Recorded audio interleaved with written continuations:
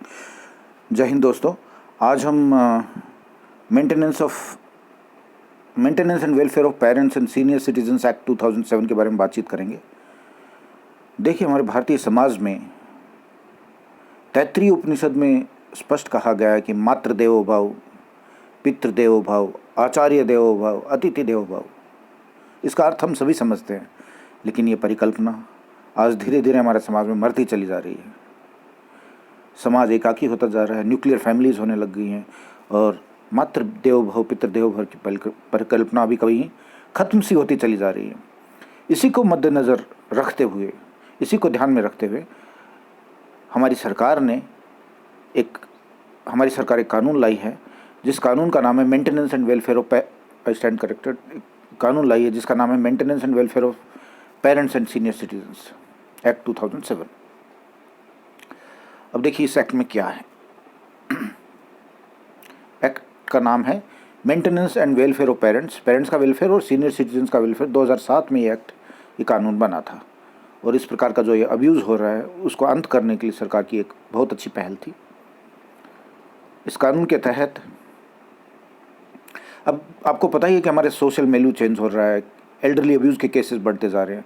इससे पहले भी कानून था, ऐसा नहीं कि इससे पहले कानून नहीं था। कानून था 1973 में, और वो कानून जो है हमारा सीआरपीसी का आर्टिकल 125 ये कहता है कि अपने पेरेंट्स की, बच्चों की, वाइफ की, इन सब का मेंटेनेंस एक व्यक्ति की जिम्मेदारी है। लेकिन ध्यान रखने वाली बात है, इसमें बूढ़े बुजुर्ग जो पेरेंट्स नहीं हैं उनके बारे में कुछ नहीं कहा गया था। और इस एक्ट के तहत सबसे बड़ी समस्या ये थी कि आपको कोर्ट में जाना पड़ता था, कोर्ट में मजिस्ट्रेट सुनवाई करता था।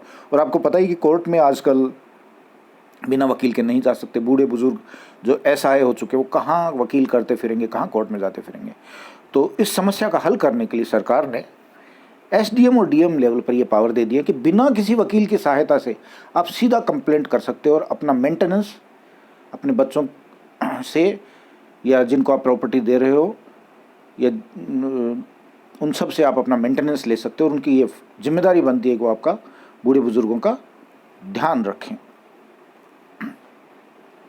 अब देखिए, हम कुछ एक स्टैटिस्टिक्स डिस्कस करते हैं। स्टैटिस्टिक्स किस प्रकार की है कि भारत धीरे धीरे बूढ़ा होता जा रहा है।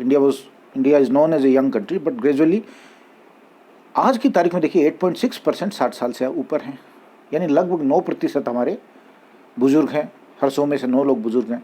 2050 तक आते आते 21 लोग हर 100 में से हिंदुस्तान में बुजुर्ग पाए जाएंगे। आज की तारीख में लगभग 16 करोड़ बुजुर्ग हैं और आने वाले समय में 2050 तक लगभग 32 करोड़ हमारी जनसंख्या के बुजुर्ग होंगे। और उनका ध्यान रखना समाज का और सरकार का दायित्व बनता है। अब इस एक्ट के जो 2007 का कानून है, इसके प्रावधान क्या हैं, एक बार और थोड़ा डिस्कस कर लेते हैं। देखिए, पहले 1973 वाले एक्ट सीआरपीसी की धारा 125 के तहत आपको कोर्ट में जाना पड़ता था, वहाँ एक वकील की आवश्यकता पड़ती थी। अब कोई वकील की आवश्यकता नहीं, सीधा एसडीएम डीएम के पास जाइए और अपना एप्लीकेशन दीजिए। अगर नहीं जा सकते हैं तो आप डाक से भी भेज सकते हैं, ईमेल से भी एप्लीकेशन भेज सकते हैं, या किसी अन्य प्रोसीजर के माध्यम से भेज सकते हैं। इस कानून में किसी लॉयर को पर कोई लॉयर आकर के आपके खिलाफ बहस नहीं कर सकता। लॉयर की आवश्यकता नहीं, इस कानून में लॉयर परमिटेड नहीं है। सीधा एसडीएम डीएम आपकी बात को सुनता है और तुरंत प्रभाव से मेंटेनेंस लागू कर देता है बुजुर्गों के लिए। डीएम को एप्लीकेशन दीजिए। इसमें अगर बच्चे या जिनके पास प्रॉपर्टी जाएगी वो अगर बूढ़े बुजुर्गों का ध्यान नहीं रख रहे हैं तो 3 से 6 महीने की सज़ा है और 10,000 रुपये तक तुरंत प्रभाव से डीएम एसडीएम फाइन कर सकता है। लेकिन उन बुजुर्गों को क्या, जिनके पास बच्चे नहीं हैं, जिनके खुद के बच्चे नहीं है, उनकी प्रॉपर्टी जिसके पास जाएगी उनकी जिम्मेदारी बनती है इस कानून के तहत कि उनका ध्यान रखें और वो मेंटेनेंस के लिए जवाबदार होंगे।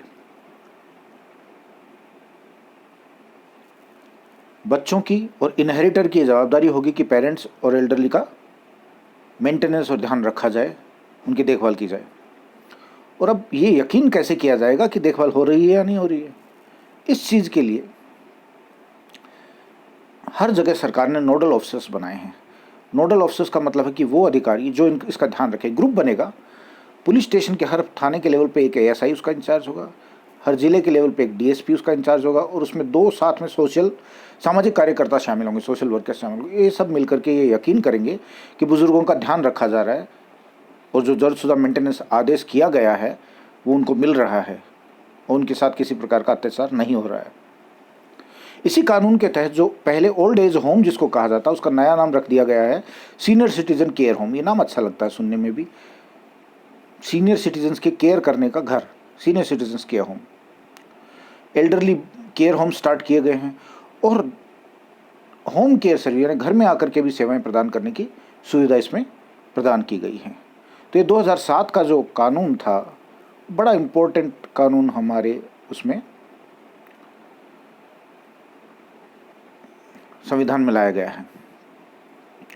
अब आप देखिए कि 2019 में फिर इसमें कोई छोटी मोटी खामियां पाई गई और उन खामियों को दूर करने के लिए उसी का amendment, maintenance and welfare of parents and senior citizens amendment act 2009, इसमें अमेंडमेंट किया गया, कानून में कुछ संशोधन किए गए। और संशोधन क्या किए गए कि भाई देखो, पेरेंट्स का ध्यान बच्चे रखेंगे, जिनके बच्चे नहीं हैं उनकी जो प्रॉपर्टी इनहेरिट करेंगे वो ध्यान रखेंगे, लेकिन आपके माता पिता सिर्फ आपके माता पिता नहीं है, आपके सास ससुर भी आपके माता पिता हैं। बहुत जगह ऐसा हो रहा है कि वाइफ अर्न कर रही है, हस्बैंड अर्न नहीं कर रहा है, तो आपके इन लॉज जो हैं उनका ध्यान रखना भी बच्चों की जवाबदारी बनेगी। इन लॉज को भी पेरेंट्स की परिभाषा में शामिल किया गया है। ये एक बहुत बड़ा इंपॉर्टेंट चेंज 2019 के संशोधन में किया गया है। अगर बच्चे छोटे हैं तो उनका जो गार्जियन ध्यान रख रहा है उसकी जवाबदारी है कि बूढ़े बुजुर्गों का ध्यान रखे। लाइबिलिटी क्लॉज डाला गया है। जितने भी सीनियर सिटीजन के होम्स हैं, जो पहले ओल्ड एज होम्स जिसको बोलते थे, उनका रजिस्ट्रेशन सरकार के साथ ज़रूरी है ताकि उनकी देखभाल की जा सके सरकारी माध्यम से। और जो मेडिकल केयर पहले कहा जाता था उसे हेल्थ केयर नाम दे दिया। कुछ एक नामों में चेंजेस इसलिए किए गए क्योंकि नाम के चेंज से भी एक भाव प्रकट होता है। तो मेरा ये वीडियो बनाने का उद्देश्य सिर्फ यही था कि आपके घर गांव में, आपके इलाके में अगर बुज़ुर्गों के साथ बच्चों द्वारा अत्याचार अगर कहीं हो रहा है, उनका ध्यान नहीं रखा जा रहा है, तो उनको ये चीज़ समझाएं ताकि कानून का फ़ायदा उठा करके वो अपना मेंटेनेंस ले सके, अपना अधिकार हासिल कर सके और हमारी पुरानी जो परंपरा है मातृ देवो भव पितृ देवो भव की, वो परंपरा हिंदुस्तान में कायम हो, चाहे कानून के माध्यम से हो या संस्कारों से हो। धन्यवाद। जय हिंद।